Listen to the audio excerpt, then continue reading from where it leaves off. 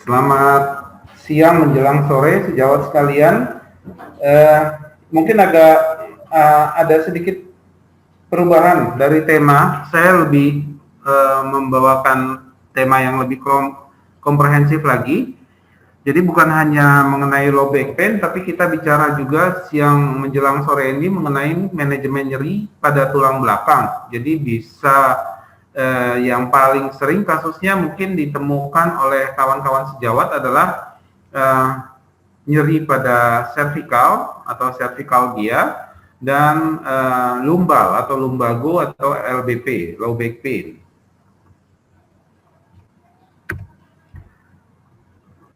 Ya, per definisi ya SP itu menyatakan mengenai nyeri bahwa nyeri adalah suatu pengalaman sensorik dan emosional yang berkaitan dengan kerusakan jaringan atau diduga ada kerusakan jaringan berkaitan dengan aktivitas dari nociceptor dan lintasan nyeri. Kalau kita lihat beberapa dekade ini ada perubahan dari revisi mengenai pain pada tahun 2020. Revisinya adalah nyeri adalah suatu unpleasant sensory and emotional experience associated or resembling that associated with actual or potential tissue damage. Jadi di sini ditekankan kemungkinan adanya potensi atau memang sudah terjadi kerusakan pada organ atau tisu jaringan di tubuh kita.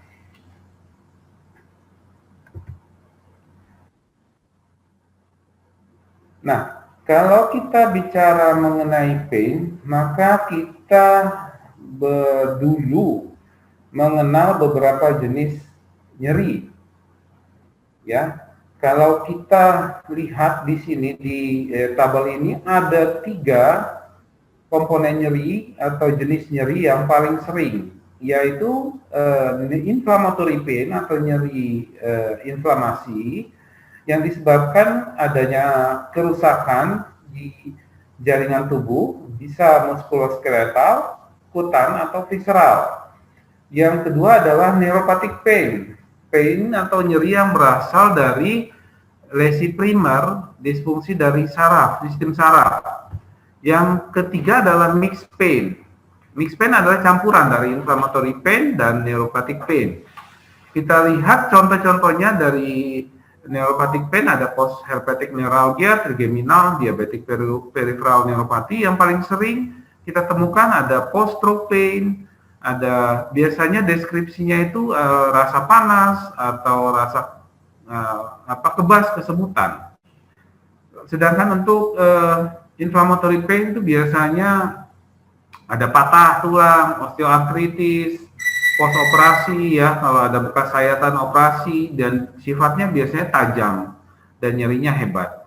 Sedangkan mixed pain itu kita temukan pada kasus yang akan kita bahas siang ini, yaitu low back pain dengan radikulopati dan cervical radikulopati atau cervicalgia atau nyeri kepala cervical. Kalau kita menemukan kasus nyeri bahwa kita harus melihat ini dari 2 aspek, yaitu apakah nyeri ini suatu penyakit dan bagaimana nyerinya.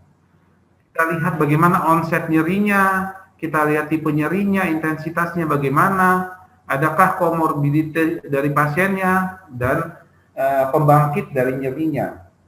Kalau kita lihat onset, kita bagi ada akut, subakut, dan kronik. Sedangkan tipe nyeri bisa nociceptif, neuropatik, dan disfungsional. Sedang intensitasnya bisa dari ringan sampai ke berat. Komorbidnya harus dicari, misalnya pasien-pasien dengan komorbid diabetes, komorbid misalnya pasien pasca stroke, apakah dia punya ada riwayat alergi dan side effect dari sesuatu, karena bisa saja penyebab nyerinya adalah dari hal-hal lain. Nah, kalau kita bicara nyeri sebagai dokter, kita harus melihat prinsip 3L ini. Yang pertama adalah listen, dengarkan apa yang dideskripsikan oleh pasien, gali sebanyak-banyaknya informasi mengenai pain-nya, lalu minta pasien untuk melokalisir daerah mana yang nyeri yang dia maksud. Dan kita sebagai dokter harus melihat daerah itu. Jadi look Jadi selain didengar, dilokasikan di mana daerahnya, dan kita lihat daerah yang dikatakan sebagai tempat nyerinya. Kalau nyeri, kita bicara nyeri, maka kita bicara ada suatu model penilaian nyeri yang bisa kita gunakan. Kita pakai PQRST nyeri, yang singkatannya adalah provocation atau paliatif. Apakah ada provokasinya atau pencetusnya? Adakah yang bisa meredakan nyerinya? Hal-hal apa saja yang bisa menyebabkan atau memprovokasi dan menghilangkan nyerinya? Lalu yang kedua, kita deskripsikan juga kualitinya. Bagaimana kualitas nyerinya? Deskripsi nyerinya seperti apa? Tajam, perih, disayat, tumpul.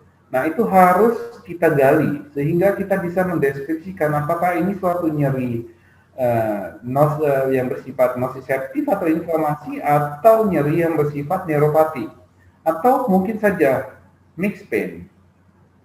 Yang ketiga adalah radiasi atau penyebaran. Biasanya di mana tempatnya nyerinya dan menyebarnya kemana. Kalau dia tidak menyebar, berarti dia lokal, terlokalisir. Yang keempat adalah severity atau bagaimana beratnya, skalanya berapa. Bisa kita gunakan misalnya skala nyeri 1 sampai 10.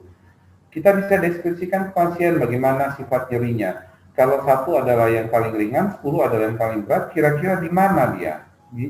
Kita mengenal adanya visual analog scale, ketika kita gunakan. Yang lain adalah time-nya. Jadi apakah nyeri ini bersifat terus-menerus apa hilang timbul. Jadi kita harus tentukan juga, kalau kita bicara pasien dengan nyeri, maka ini harus kita lakukan penilaian PQRST ini nyerinya, sehingga kita bisa mendapatkan gambaran kira-kira seperti apa yang dirasakan oleh pasien. Dan masalah psikososialnya juga itu perlu diperhatikan, bagaimana aktivitasnya sehari-hari, bagaimana dia hidup atau kendala dia dalam menghadapi nyerinya dalam aktivitas sehari-hari, copingnya. Bagaimana menurut pasien, ya, apakah nyeri yang dia rasakan itu bisa membaik atau tidak? Pikirannya mengenai nyerinya bagaimana? Lalu kekecewaannya, apa sedih atau cemas atau depresi? Karena ini juga kalau nyeri kronis, maka kemungkinan pasien akan mengalami kondisi yang kita sebut depresi pada nyeri kronis. Yang lain adalah people atau respon orang-orang di sekitar pasien mengenai nyerinya. Apakah nyeri yang dia dirasakan pasien itu sudah mengganggu sampai keluarga pun misalnya ikut merasakan bahwa nyerinya ini cukup mengganggu.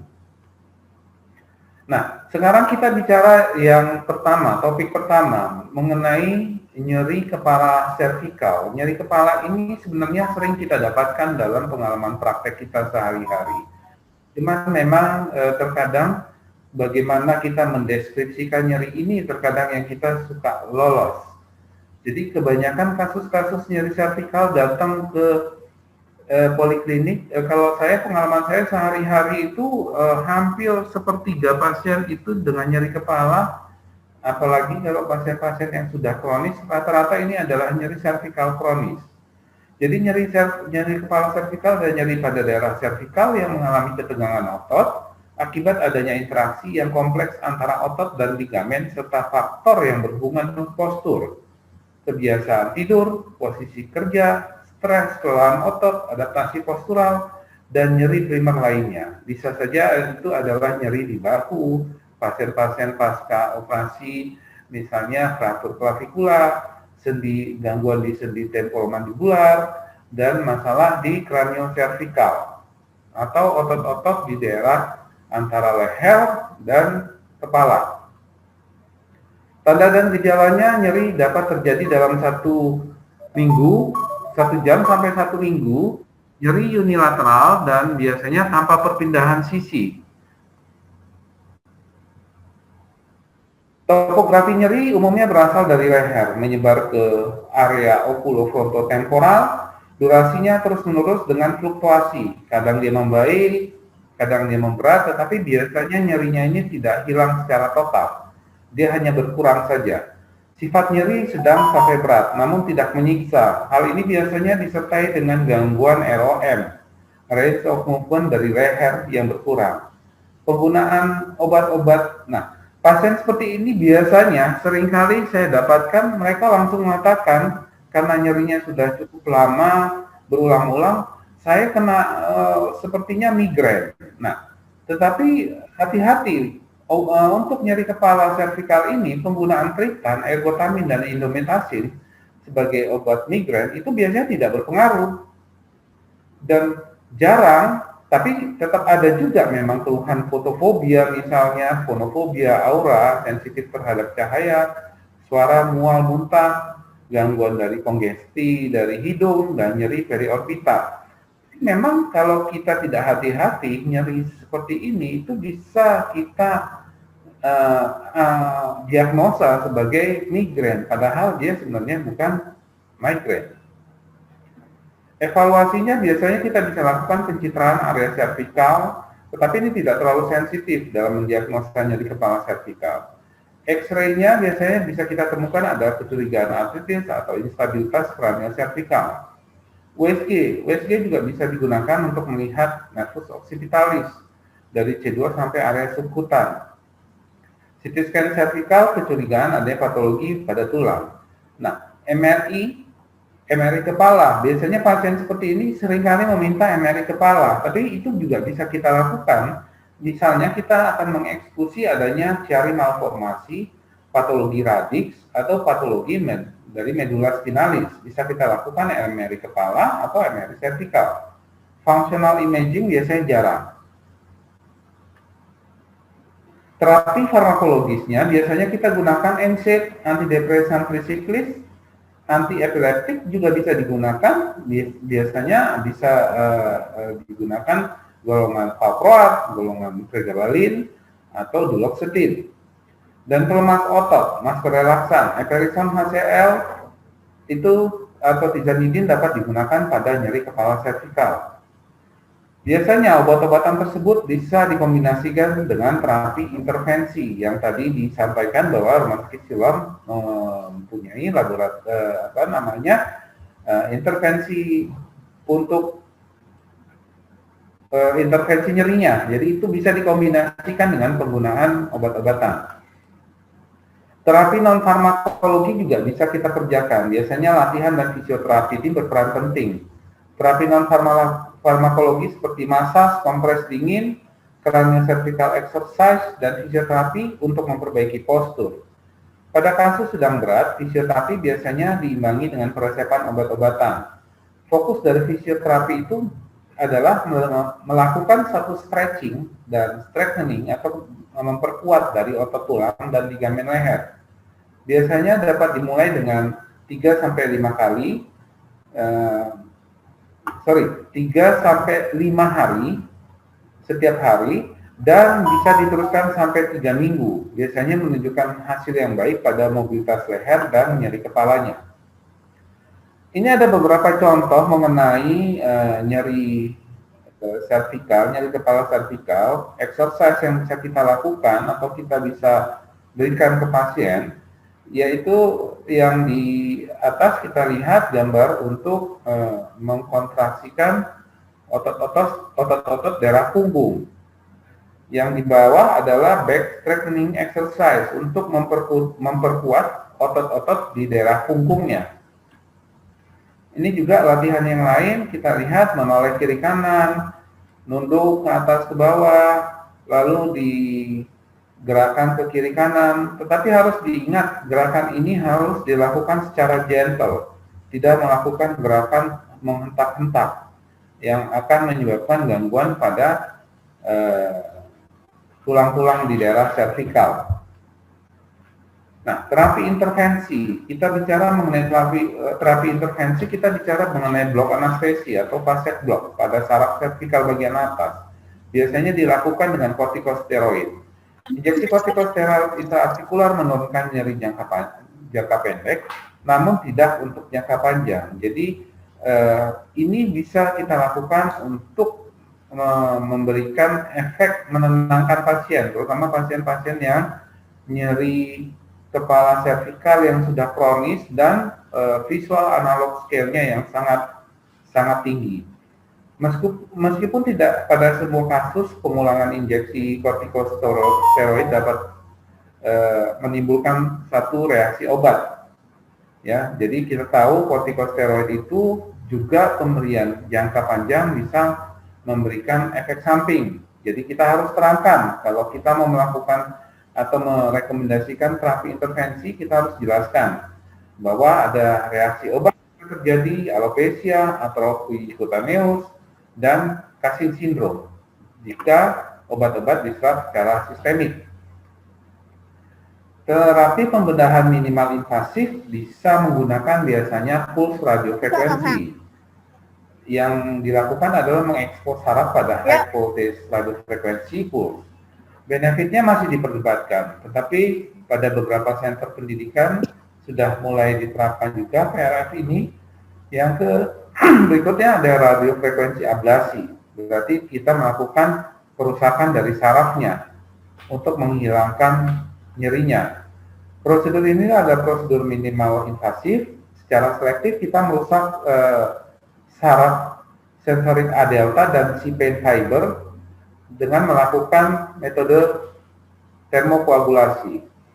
Yang lainnya bisa dilakukan subcutaneous occipital nerve stimulasi, neurolisis, ya, jadi sarafnya dirusak, rhizotomy posterior partial dan dorsal root and free zone lesioning. Hal-hal yang di bawah ini biasanya dilakukan oleh dokter bedah saraf. Yang sekarang kita bicara nyeri kepala servikal untuk area servikal. Sekarang kita bicara nyeri punggung bawah. Jadi ini adalah bagian yang paling sering kita dapatkan di poliklinik, nyeri punggung bawah. Jadi nyeri punggung bawah itu apa sih? Semua sensasi nyeri di punggung bawah yang dimulai dari di bawah tulang rusuk disebut daerah pinggang atau lumbar region. Pengalaman universal yang pernah dialami oleh hampir semua orang. Jadi bisa dikatakan bahwa hampir semua orang dalam hidupnya pernah mengalami kondisi nyeri punggung bawah. Seringkali membaik dengan sendirinya, bila tidak membaik biasanya ada pengobatan yang efektif. Kalau kita bicara nyeri punggung bawah, kita lihat ada regio-regio yang bisa kita bagi berdasarkan tempatnya. Ada loin pain, kita lihat daerah lumbar pain, sacral pain, dan gluteal pain. Jadi kalau kita bicara nyeri punggung bawah, kita harus mendeskripsikan area mana yang nyeri. Jadi seperti dikatakan tadi di awal, locate. Jadi lokasi nyerinya di mana? Suruh pasien untuk menunjuk lokasinya. Jadi kita bisa tahu jenis nyeri punggung bawah yang seperti apa dari pasien ini. Dan kita bicara nyeri punggung bawah, kita bicara banyak faktor. Apa penyebabnya? Bisa dari otot atau ligamen, bisa dari tulang belakang atau persendian, saraf spinal atau organ. Untuk kali ini, saya akan lebih menitik beratkan kepada nyeri punggung bawah yang disebabkan oleh saraf spinal, karena kita bicara mengenai nyeri neuropatik. Jadi kita lebih banyak bicara mengenai saraf spinal. Ya, ini adalah triasenya. Sorry, ini agak kurang jelas. Jadi kalau pasien ada datang dengan nyeri punggung bawah, kita harus pertama fokus dari eksaminasinya. Jadi anamnesa segala macam, kita harus menyingkirkan, mengeksklud dia berasal dari spinal atau non-spinal. Lalu kita bagi diagnosa triasenya, bisa karena gangguan dari patologi spinal, bisa dari radicular syndrome, bisa dari non-spesifik LBP. Nah, biasanya ini 90 sampai 95% nih, paling banyak non-spesifik LBP. Ya, biasanya dari otot, ligamen, dan segala macam. Kita bicara mengenai nyeri spinalnya atau nyeri dari sumsum tulang, ciri khasnya biasanya terlokalisir di satu tempat. Rasanya seperti tumpul, kemang-kemang atau linu, cepat-cepat, dan biasanya tidak membaik dengan pemijatan. Jadi nyeri saraf spinal ini tadi ini kalau nyeri tulang belakang dari persendian, biasanya cirinya terlokalisir, tumpul, dan tidak membaik dengan pemijatan. Sedangkan pada nyeri punggung yang disebabkan karena spinal, biasanya nyerinya menjalar sampai ke kaki, atau kita sebut radicular pain, nyeri menjalar. Rasanya tajam seperti tersetrum, terbakar, tidak membaik dengan pemijatan, dan bisa akut atau kronis. Ada jenis, kalau kita bicara nyeri spinal, maka kita bicara banyak mengenai adanya HNP atau hernia nucleus pulposus. Apa itu hernia nucleus pulposus? Kita lihat bahwa nucleus pulposus kita berada di antara tulang lumbal yang atas dan tulang lumbal yang bawah. Dan pada kondisi ini kita lihat adanya tekanan pada nucleus pulposus ke radiks dari saraf, bisa yang kiri, kanan, atau medial. Ini yang medial, ini yang lateral, bisa lateral kiri, bisa lateral kanan. Kita lihat adanya penonjolan dari penampakan samping dari annulus fibrosus dan nucleus pulposus yang keluar dari annulus fibrosus tadi, dia menekan ke radik saraf kita. Hal inilah yang akan menimbulkan nyeri yang sifatnya menjalar sesuai area lumbal yang terkena. Nah, kita lihat mengenai sciatica atau nyeri radikular. Nyeri radikular adalah nyeri yang dijalarkan dari pinggang sampai ke arah kaki kita. Jadi biasanya pasien bisa mengeluh nyerinya di daerah pergelangan kaki. Kita harus hati-hati dalam mengevaluasi kondisi seperti ini, karena kebanyakan kita kurang mengawasi bagaimana penjalaran atau radicular pain-nya. Sehingga kita seringkali saya dapatkan kasus-kasus seperti ini, dokternya melakukan pemeriksaan justru di daerah ankle. Padahal ini adalah suatu nyeri yang bersifat revert pain atau nyeri yang dijalarkan, nyeri alih. Jadi nyerinya sebenarnya dari atas, dari segmen lumbal, tapi dijalarkan sampai ke pergelangan kaki kita. Nah, di sini saya kasih contoh gambaran MRI pada kondisi nyeri pinggang, di mana terjadi tekanan pada daerah lumbal 45, di mana annulus fibrosusnya dia menonjol, sehingga gambaran medula spinalisnya seolah-olah terpotong. Kita tahu bahwa ada 4 tingkatan yang kita bisa bagi pada kondisi pada gambaran MRI pada nyeri pinggang. Kita bagi menjadi derajat 1 bulging, derajat 2 protrusi, derajat 3 ekstrusi, dan derajat 4 adalah sphincter atau annulus fibrosusnya ini sudah pecah. Ini juga sering kita bisa lakukan di tempat pemeriksaan, tract leg tracing test. Ini mudah sekali kita untuk melihat apakah ini suatu iritasi radiks, adakah nyeri penjalaran atau radicular pain, dan bisa juga untuk mengevaluasi dari perbaikan pengobatan yang sudah kita lakukan.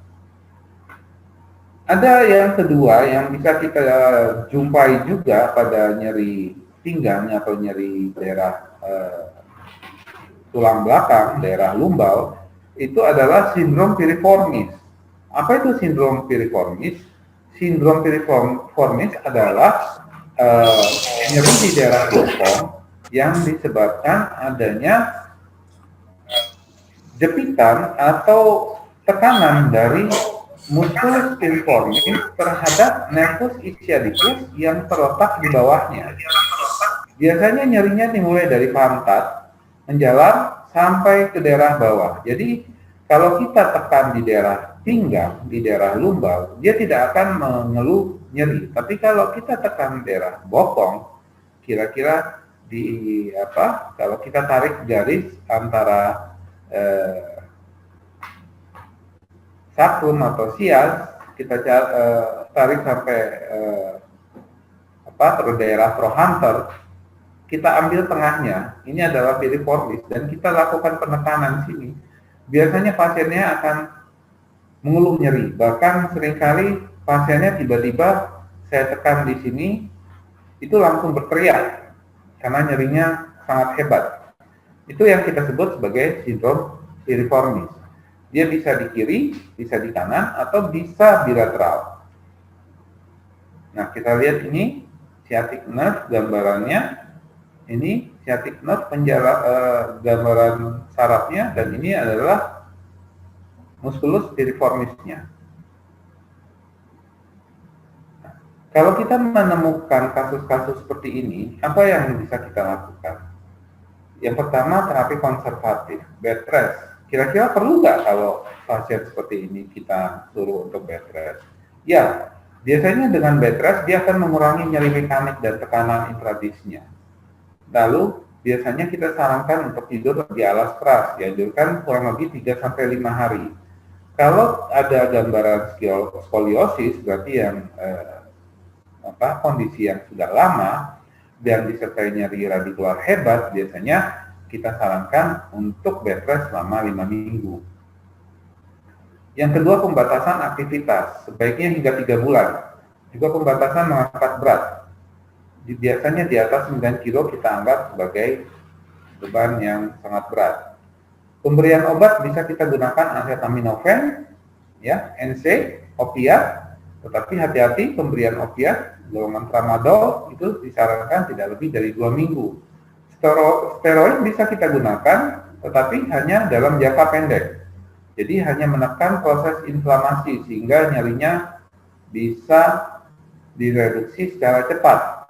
Lalu kita juga bisa berikan relaksan otot, pilihannya sama seperti yang di atas, di nyeri kepala vertikal, eperisol, sama tizanidin. Terapi fisik bisa dilakukan diatermi atau kompres panas dingin. Biasanya bisa kita lakukan pada kondisi akut, misalnya kompres dingin, kalau kronik, kompres panas, pemberian radiasi inframerah atau gelombang elektromagnetik, diatermi, dan pemberian ultrasound untuk merelaksasi spasme otot yang terjadi. Korset lumbal bisa kita berikan juga, biasanya ini pada kasus-kasus yang eksaserbasi akut, nyerinya sudah membaik, tiba-tiba dia kambuh lagi. Itu bisa kita sarankan untuk penggunaan korset lumbal. Dan ini juga tidak direkomendasi untuk diberikan jangka panjang karena akan menimbulkan atrofi dari otot, karena fungsi otot-otot paralumbal akan semakin berkurang karena pemakaian korset yang terlalu lama. Latihan, segera setelah nyeri menghilang harus dilakukan latihan jalan kaki. Fungsinya adalah memelihara fleksibilitas fisiologis, kekuatan otot, mobilitas dari sendi dan jaringan lunak, dan untuk pemanjangan otot serta ligamen, sehingga aliran darah semakin meningkat. Ini saya berikan contoh-contoh exercise yang bisa dilakukan untuk low back pain exercise. Ini bisa disarankan untuk pasien, jadi selain kita berikan obat, kalau memang dibutuhkan obat, kita sarankan untuk melakukan exercise di rumah. Dan hal ini bisa mempercepat penyembuhan atau perbaikan dari nyeri pinggang. Nah, terapi intervensi juga sama. Kita bisa lakukan seperti yang dilakukan di area vertikal.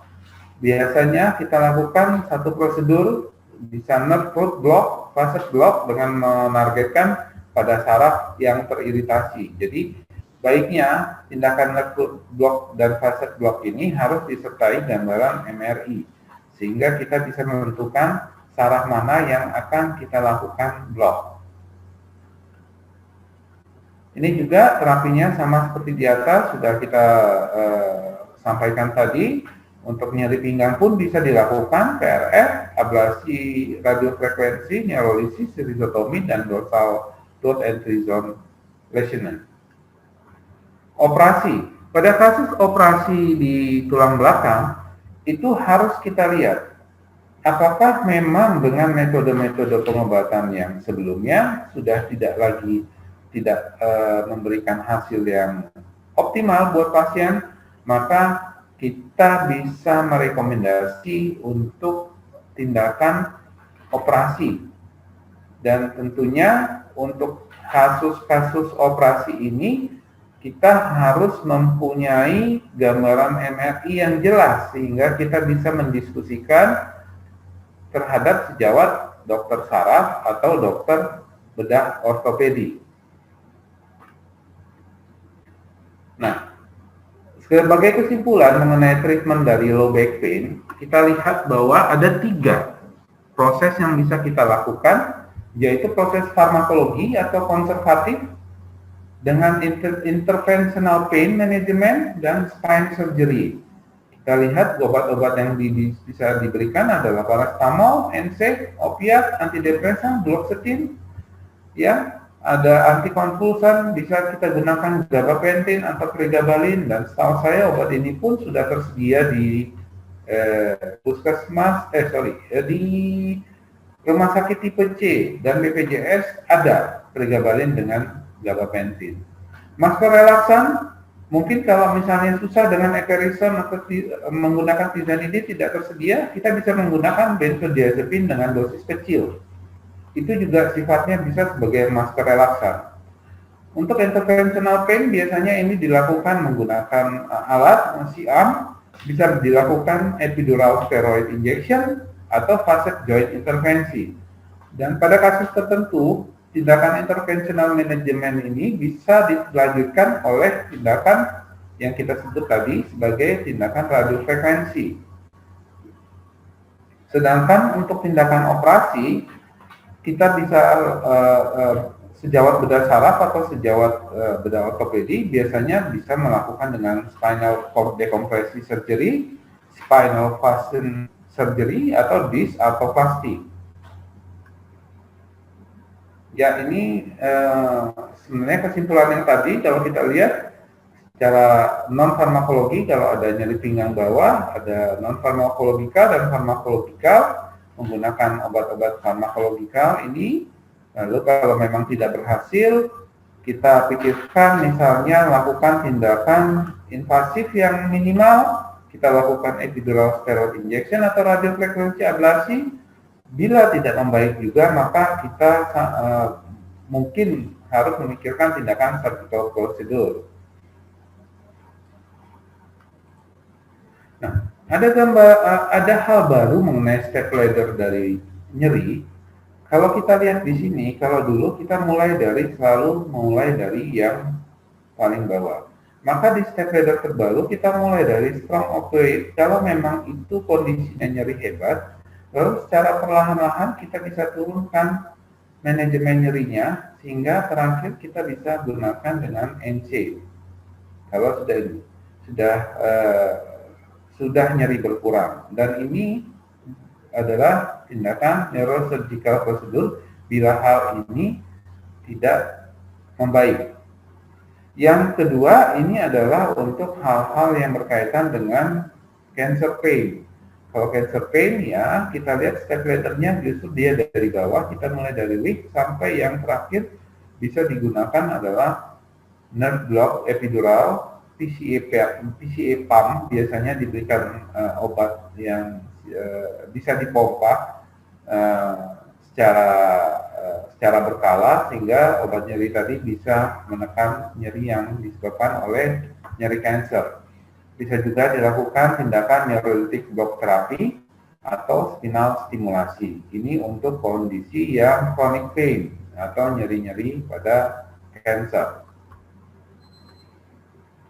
Ya, kira-kira seperti itu hal yang bisa saya sampaikan sore ini. Mudah-mudahan bisa bermanfaat buat sejawat-sejawat dan bisa kita lakukan prosedur-prosedur, dipikirkan prosedur yang mana yang bisa kita lakukan, dan juga obat-obatan yang dipilih bisa kita lihat tadi dari beberapa skema yang direkomendasikan untuk perbaikan nyeri pada nyeri kepala servikal dan nyeri low back pain.